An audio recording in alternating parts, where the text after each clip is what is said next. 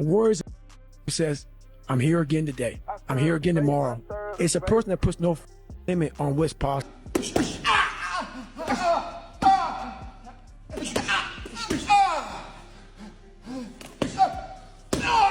But when you put all of those things together, if you combine it, and that's the sport we do, I am the best in the world. Dricus du Plessis has stepped up his intimidation game a few days prior to the big day, releasing an intense training video meant to threaten Khamzat and his supporters. In the video, Dricus can be seen focused with sharp determination on his face and sparring techniques that could put the best UFC fighters to shame. The video was short, but the message was very clear. Dricus is ready, and he's coming to win. A warrior is who says, I'm here again today. I'm here again tomorrow. It's a person that puts no limit on what's possible. Moreover, this isn't the only training video the fighter has uploaded after his UFC 319 match got booked against Khamzat Chimaev. Daily MMA posted a clip which was reposted by DDP of him training with full intensity and dedication. On the clip, he put the caption "and still" with fire emojis, showing the world that Dricus is not to be messed with. Additionally, in a recent interview with Fox News, Dricus du Plessis shared that for most of his career, he has been seen as the underdog, someone not taken seriously, but now he is seen as the champion, and he does not want to lose that anytime soon. Well, I mean, yet to lose means that I have to lose some time, and I don't need that. I have 2 losses in my career. I know how it feels, and I'm completely fine if I never feel it again. But yeah, I'm the underdog. I've been the underdog most of my career, but yet I am the champion. So, you know, odds don't make fights. Adding to that, Dricus admitted that Khamzat is one of the best and most dangerous fighters he has had the opportunity to go against. But even if he's going to go against the best, he will show in the UFC 319 fight that there is a reason why DDP is considered a champion. 100% believe this is the best opponent that I've faced to date, but so was the previous one. You know, every time that you step in there, you are going to face the next most dangerous guy, especially as a champion. So for me, yes, this is the best fighter that the best opponent that I've ever come up against. But once again, I will show my improvements and why I am the champion.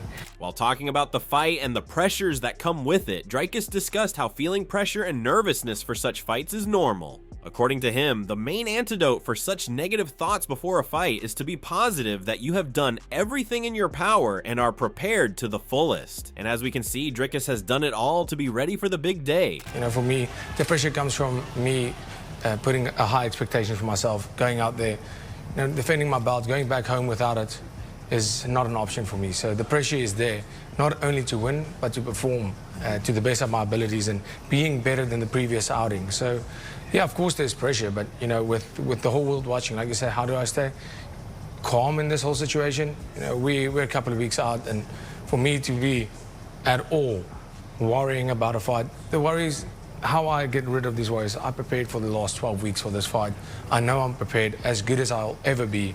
I've done every single thing I could to be as prepared as possible for this, and I know it's going to pay off on fight night. Furthermore, it is no secret in the UFC world that Dricus du Plessis has an unorthodox, messy, and usually unpredictable style of fighting. For most experts, that might initially be seen as a negative point for the fighter's future. However, DDP has a way of making it work, winning countless matches with the very unorthodox fighting style people complain about. Even Joe Rogan commented on it. But it's like Dricus looks awkward when he fights. He moves different, but that movement and that awkwardness makes him difficult to time. It's like his timing is off. And if you don't have anybody that can imitate that kind of stutter step motion that he does.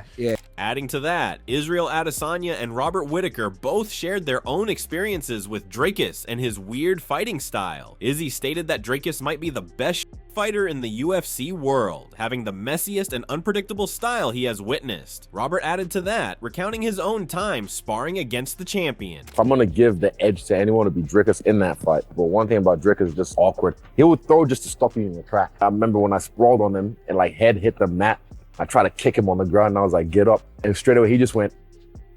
And I had to stop, so it stopped my momentum. He's just weird, man. He's like the best shit fighter in the world. I remember when I fought him, first 30 seconds, like, dude, he's so slow. Then I got punched in the face.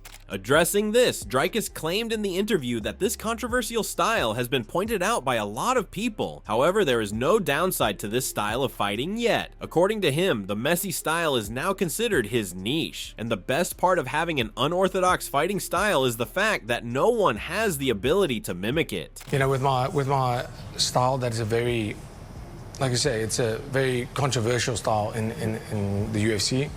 Unlike anything that most people have ever seen, it's only a benefit because it's proven to be effective. But then again, how do you prepare for that? How do you find somebody to mimic that? And that's at the end of the day almost my niche. You know, it's hard, close to impossible to prepare for me because I have this unique style that, you know, where do you find somebody to mimic it?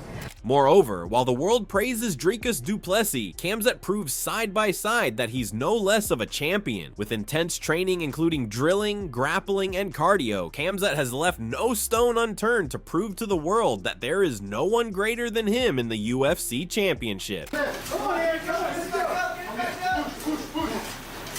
5 seconds. Yes. There you go. Yeah. Machine. There we go. Push. Come on. Change. Even Chael Sonnen, who was initially backing up Dricus, changed his course and claimed that Khamzat might be onto something and may as well be training enough to take over DDP. According to him, most predictions claim that Khamzat's weak points are his fatigue and lack of cardio, but he disagrees with that point of view. I didn't know how much I agreed with the idea that Chimaev gets tired and that being an insult, because when you say that, that carries over directly to he gets tired, and that's a roadmap to beat him. He starts to wilt. Fatigue makes coward of all men, right? Like it's one of these, when you say he gets tired, it's what you're implying. The problem, if you go watch Chimaev, is that's not what we've seen. He isn't barely surviving through third rounds. And he's not getting through the first two, doing the math, I got this locked up, and then he's backing off in the third round. Even if he looks fatigued, he's going one way, which is forward. He's doing one thing, which is throwing offense. Sometimes wrestling, sometimes hand, feet, and some wrestling. However, while discussing Khamzat and his skills, Dricus admitted that the Russian fighter is a world-class wrestler, grappler, and fighter, but such is the nature of their sport that everyone is at that level. According to DDP, he may not be the best in each individual skill of fighting, but UFC is a sport that mixes it all, and in that, he definitely is the best. Khamzat, obviously, world-class wrestling, grappling, but you know, this level of the sport, everybody's world-class.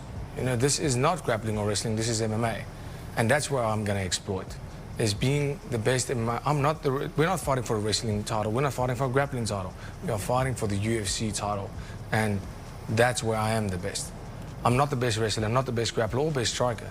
But when you put all of those things together, if you combine it and that's the sport we do, I am the best in the world. Furthermore, as the day of the fight gets nearer, more and more controversial opinions have started to arise. Talks of what would happen after one of the fighters wins have been gaining speed, and so have the predictions of the future of the UFC world. In that light, Din Thomas claimed that Khamzat might be a disaster for the future of UFC if he wins. No, I'm gonna keep it 100 with you. If Khamzat wins, it's a disaster, actually, because you can't tell me that a part of you is just like thinking, this fight actually might not happen. Some of these guys are just habitual in terms of not making it to the dance. To that, Chael Sonnen, while talking to Mike Bone, came to the defense of Khamzat, claiming that it would be unfair to count Khamzat's pullouts as failures since most of them were done due to the Russian fighter's sickness during COVID-19. You know, by the way, I gotta tell you, I also feel that we're a little bit off track with Khamzat missing these fights.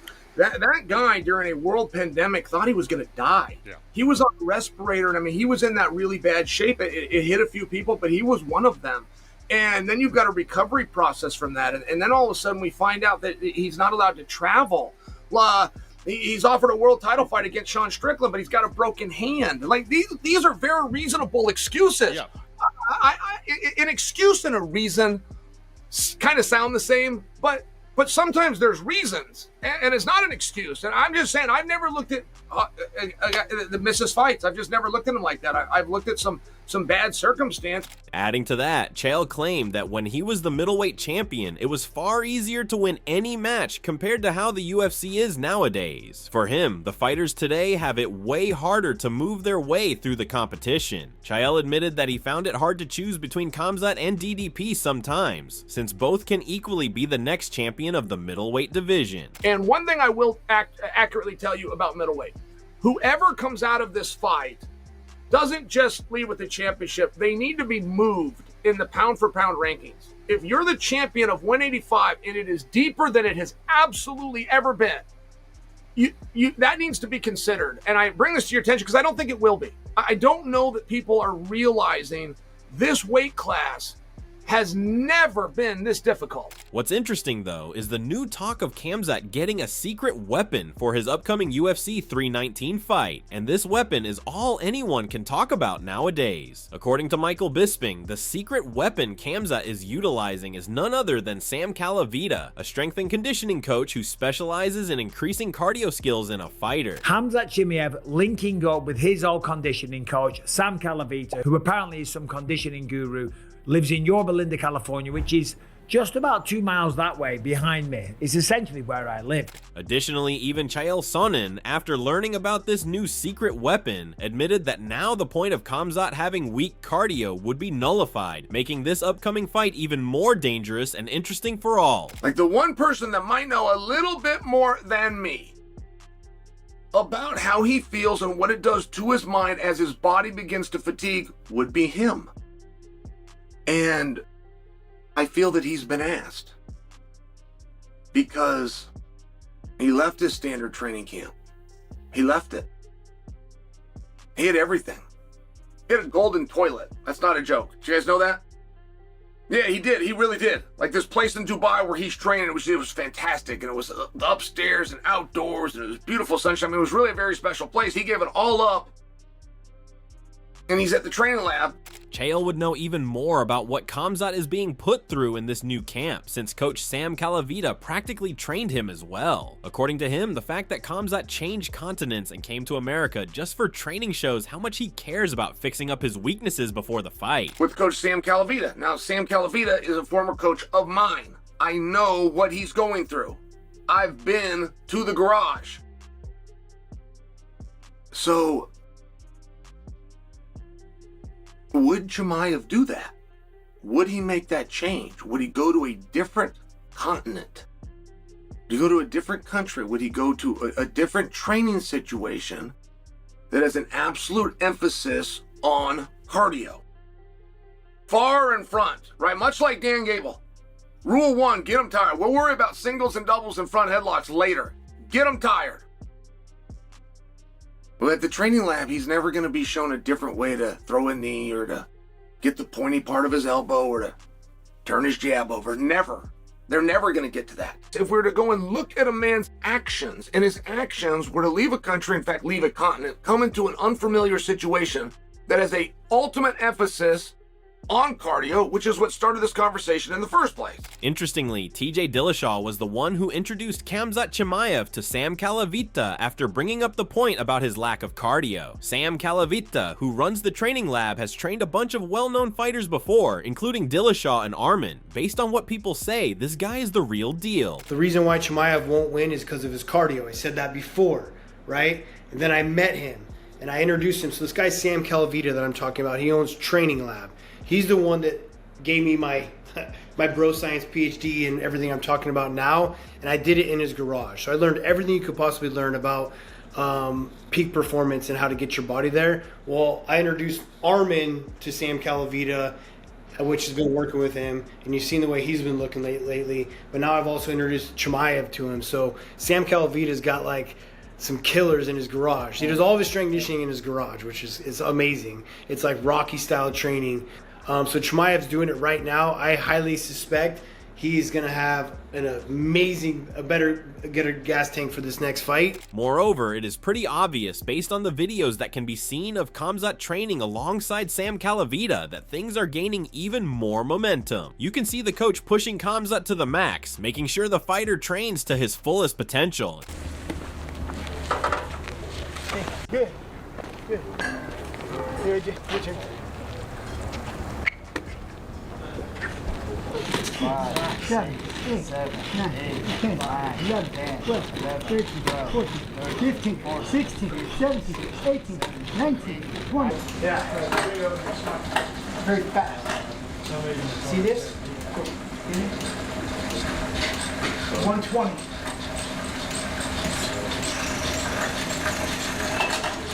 Okay.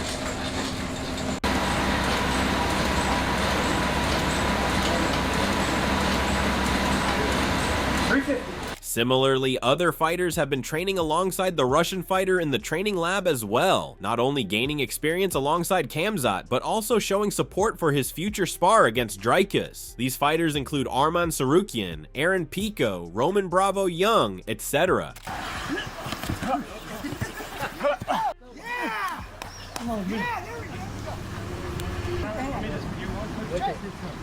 Go, feet back. Okay, here we go. 4. One more time back. Ready? 5. Here we go, ready? Ja! Good, here we go, ready? Shot! Ah! In fact, Arman even commented on how he has been helping Khamzat train, highlighting the point that even though both fighters are 2 weight classes apart, Khamzat needs to be able to spar against someone who is lighter than him for now to avoid getting injuries before the fight. He also said that he is available to help Khamzat train in whatever way he can.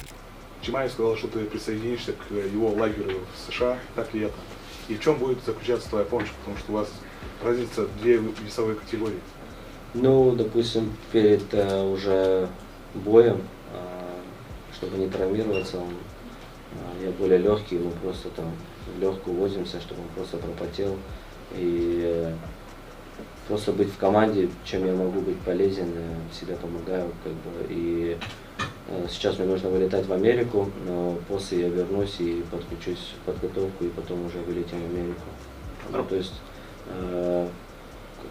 какой у меня опыт есть у него, то есть я своим делюсь, он своим, и так как бы мы тренируемся. В этом лагере он прибавил восстановление и функциональную работу. То есть он работает над функционалкой 2 раза в неделю, отдельно, помимо спаррингов, помимо борьбы, он работает с тренером именно по функционалке. Ну, и кардио, да, условно? Кардио, да. И я думаю, что в этом бою он должен хорошо дышать. Both fighters seem to be pushing themselves to their limits to prove themselves as the best fighter in the UFC middleweight championship, but in the end, only one would be able to claim the belt as his own. What do you think? Will Dricus du Plessis stay true to his words and prove his worth as a champion? Or will Khamzat's intense training and hard work show colors to bridge the gap between him and his opponent? Let us know in the comments below. Don't forget to like, subscribe, and push that bell button so that you can stay updated on the latest and juiciest boxing news. See you next time.